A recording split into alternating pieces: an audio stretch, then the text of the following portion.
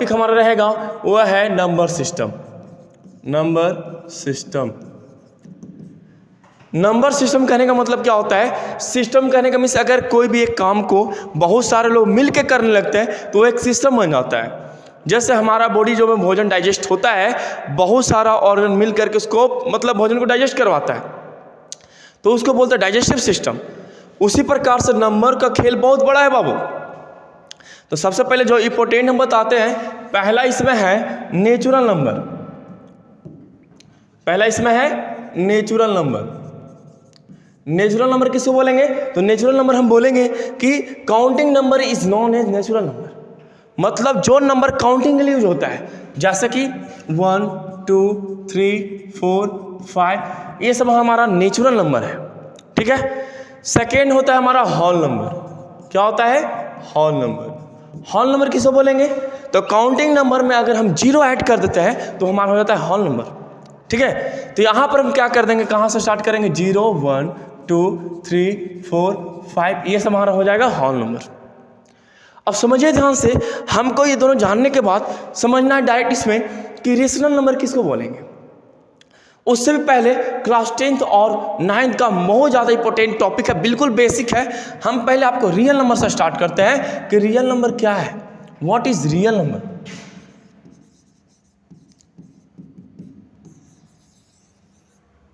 Real number क्या है? तो आपको एक बात बता दें कि रियल नंबर जो होता है, इसका डिफिनेशन है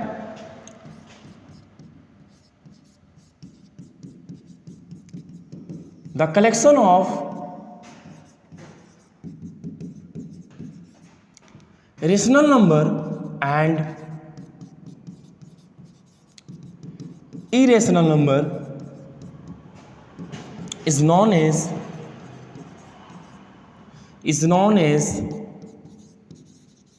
रियल नंबर। ये क्या बोलता है?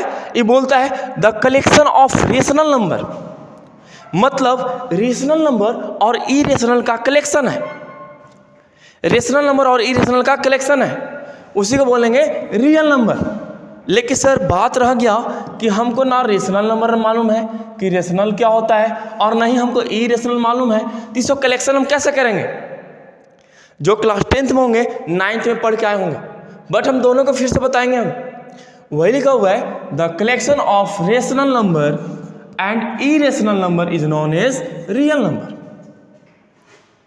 तो पहले बात करेंगे रेशनल नंबर के बारे में, फिर बात करेंगे इरेशनल के बारे में। तो सबसे पहले बात टॉपिक हमारा होगा वो हमारा है रेशनल नंबर। टॉपिक हमारा है रेशनल नंबर। रेशनल नंबर किसको बोलेंगे? सुनिएगा ध्यान से। Any number we can write in the form of P upon Q, where P and Q are integers and Q not equal to 0। ये क्या बोलता है डिफिनेशन? एनी नंबर, कोई सा भी नंबर हो, वी कैन राइट, हम लोग लिख सकते हैं इन द फॉर्म ऑफ, मतलब के रूप में। किस रूप में भाई? तो P बटा Q के रूप में, P अपॉन Q के रूप में। सर इसमें आप हमको ये बात बताइए कि P अपॉन Q है क्या? तो आपको एक बात बता दें कि P अपॉन Q कुछ नहीं है बाबू, यहाँ न्यूमरेटर है, यहाँ डेनोमिनेटर है। तो जो नंबर न्यूमरेटर और डेनोमिनेटर टर्म में लिखा जाए, लेकिन दो शर्त को फॉलो करना पड़ेगा उसको। पहला जो शर्त है वो शर्त क्या है कि P और Q क्या होना चाहिए? इंटीजर्स, मतलब ऊपर में भी इंटीजर्स होना चाहिए और नीचे में भी इंटीजर्स ही होना चाहिए। साथ में नीचे 0 के बराबर नहीं होना चाहिए। नीचे 0 होगा तो फिर हमारा रेशनल नंबर नहीं होगा वो। एग्जाम्पल समझते हैं इसका। एग्जाम्पल क्या हो जाएगा? जैसे बात करेंगे सर कितना लोगों को प्रॉब्लम होगा, सर यहाँ तक तो समझ में आ गया कि जिसको P अपॉन Q में लिख देंगे, लेकिन सर इंटीजर्स क्या होता है? क्योंकि कार्ड जो बालक जो होता है बिल्कुल बेसिक पढ़ता नहीं है, इंटीजर समझ जाइए क्या होता है। इंटीजर्स किसको बोलेंगे? The sets of whole number and negative number is known as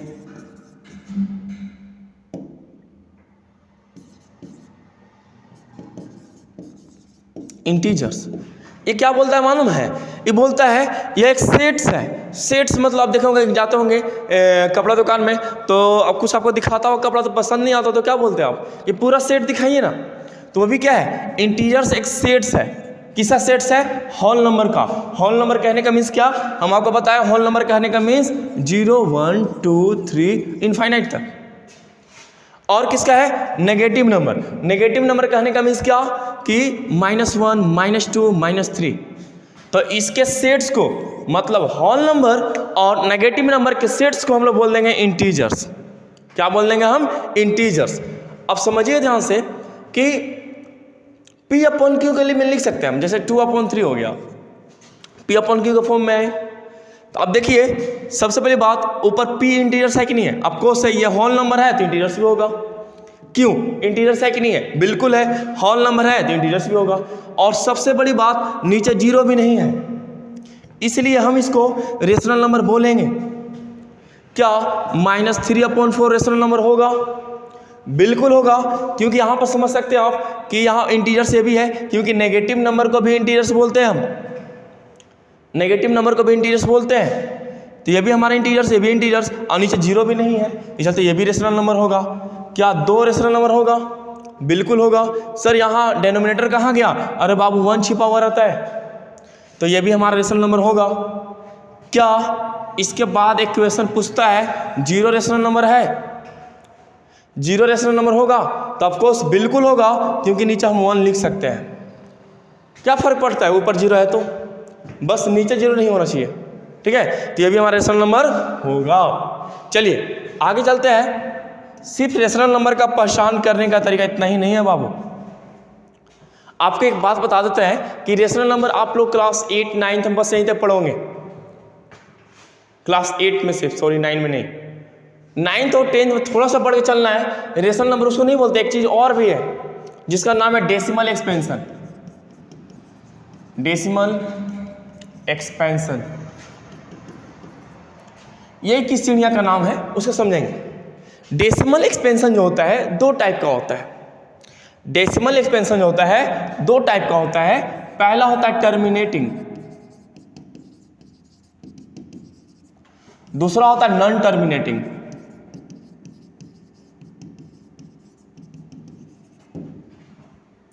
terminating किसको बोलेंगे और नॉन टर्मिनेटिंग किसको बोलेंगे उसके बारे में समझते हैं। टर्मिनेटिंग कहने का मीन्स है which decimal expansion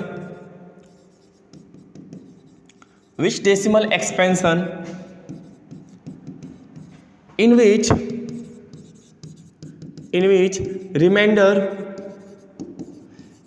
remainder comes 0। ध्यान दीजिएगा, बोलता है टर्मिनेटिंग मतलब होता है खत्म हो जाना, टाटा बाय बाय। टर्मिनेटिंग करने का मतलब विच डेसिमल एक्सपेंशन, ऐसा डेसिमल एक्सपेंशन हो जाए जिसमें क्या रिमाइंडर क्या आ जाए? 0 आ जाए। रिमाइंडर क्या आ जाए? 0। जैसे कि एग्जाम्पल देखिएगा 7/8, ठीक है। इसको जब हम डिवाइड करेंगे तो आप बताइए कि लगाएंगे क्या एक बार में? नहीं लगाएंगे, 0 पॉइंट बैठावेंगे यहाँ पर तो कितना आ जाएगा? 70।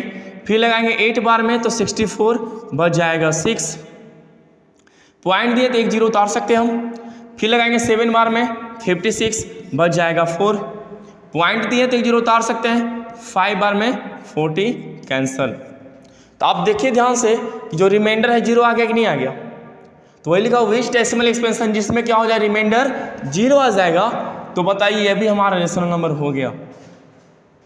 मतलब 0.875 भी रेशनल नंबर है, बिकॉज इसका डेसिमल एक्सपेंशन करने के बाद रिमाइंडर क्या आ गया है? 0 आ गया है। तो देखिए ध्यान से कि जो भी हमारा जिसका ये तो टर्मिनेट कर गया, कट गया, नहीं सुना आपकी, उसका बिजनेस टर्मिनेट कर गया मतलब खत्म हो गया, तो जिसका रिमाइंडर 0 आ जाएगा उसको भी बोल देंगे कि रेशनल नंबर है, उसको भी बोल देंगे रेशनल नंबर है। यानी कि टर्मिनेटिंग को रेशनल नंबर हम लोग बोलते हैं, ठीक है। अब नॉन टर्मिनेटिंग देखिएगा, नॉन टर्मिनेटिंग को फर्दर 2 भागों में डिवाइड किया गया है। पहला कौन सा है और दूसरा कौन सा है? तो पहला हमारा है नॉन टर्मिनेटिंग में रिपीटिंग, और दूसरा है not repeating.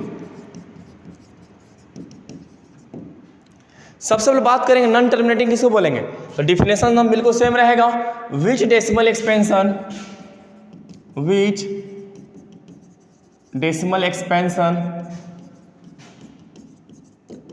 in which remainder never comes 0, मतलब उसमें कभी भी रिमाइंडर 0 के बराबर नहीं आएगा।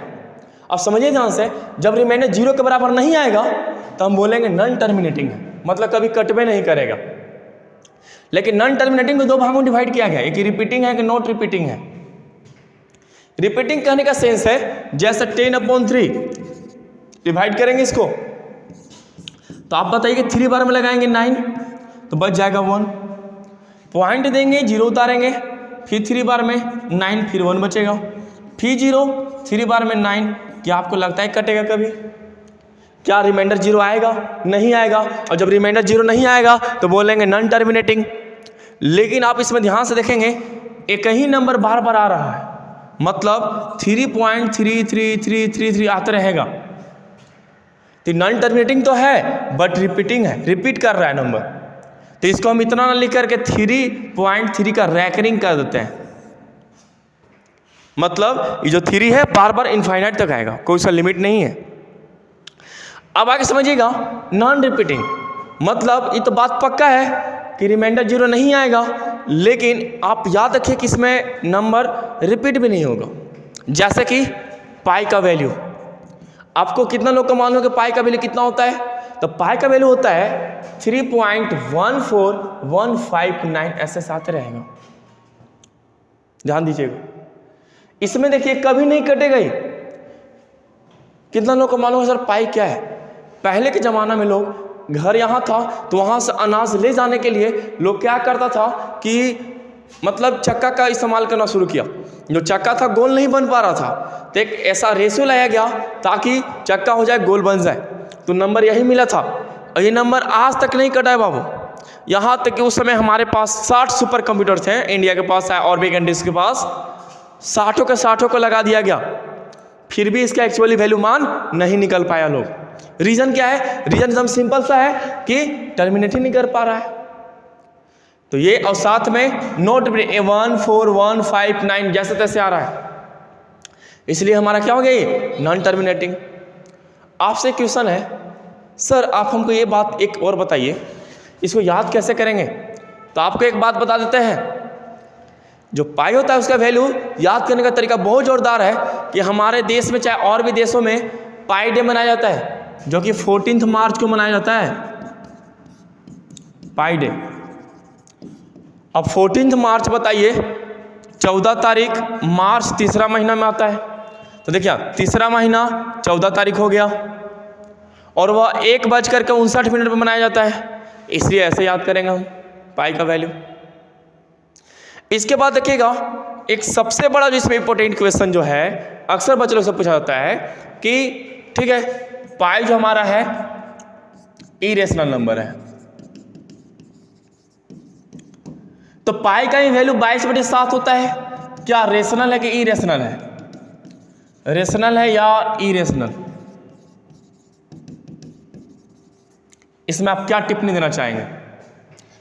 मैक्सिमम स्टूडेंट का आंसर होगा रेशनल, और मैक्सिमम स्टूडेंट का ये भी आंसर होगा इरेशनल, क्योंकि सर पाई जब इरेशनल है उसी का तो वैल्यू है ही, तो ये भी इरेशनल होना चाहिए। नहीं बाबू, पाई का वैल्यू जो होता है 3.14159, लेकिन इज नॉन टर्मिनेटिंग और नॉट रिपीटिंग है, तो इसको हम इस्तेमाल जब करेंगे तो कितना लेंगे वैल्यू हम? इसलिए हम लोग क्या किए कि इसका सबसे नज़दीक वाला वैल्यू निकालें, तो सबसे नज़दीक वाला वैल्यू हमको मिला 22/7, जिसका वैल्यू कितना होता है 3.142857, और फिर 1 से रिपीट होने लगता है। तो खुद सोचिए आप, यहाँ के बाद फिर रिपीट होने लगेगा, ये तो रिपीट कर रहा है ना। तो एक चीज़ आप समझिएगा कि जो नॉन टर्मिनेटिंग हो बट रिपीटिंग हो, तो इसको भी बोलेंगे रेशनल नंबर। रेशनल नंबर का पहचानने का अभी तक का 3 तरीका मालूम पड़ गया। पहला P बाई Q के फॉर्म में हो, दूसरा टर्मिनेटिंग हो, और तीसरा नॉन टर्मिनेटिंग हो बट रिपीटिंग हो। और नॉन टर्मिनेटिंग तो बस वही है, नॉन टर्मिनेटिंग और नॉट रिपीटिंग, कि कभी कटेगा भी नहीं और रिपीट भी नहीं करेगा। ठीक है, अब ध्यान दीजिएगा, हम लोग तब सर आज का स्कूल वाले मैडम जो थी, चाहे टीचर थे जो भी थे, तो हम लोग तो यही यूज करवा रहे थे, पाई का वैल्यू इतना 22/7। आज लीजिए आपको बात बताते हैं कि पाई का वैल्यू जो होता है, पाई का वैल्यू कभी नहीं होता 22/7, कभी नहीं, बिल्कुल गलत है, होता ही नहीं है। पाई का वैल्यू होता है इतना, लेकिन देखें हम इससे काफ़ी मिलता जुलता है, मतलब यहाँ तक डिजिट मैच कर रहा था, इसलिए पाई का वैल्यू हम लोग यूज कर लेते हैं 22/7, ना कि होता है। हम लोग एज्यूम कर लिए हैं इतना, हम लोग इतना एज्यूम कर लिए हैं। और चैनल को लाइक सब्सक्राइब कर दीजिएगा।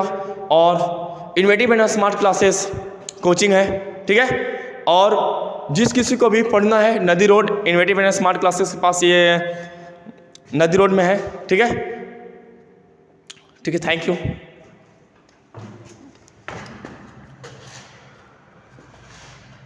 टॉपिक हमारा रहेगा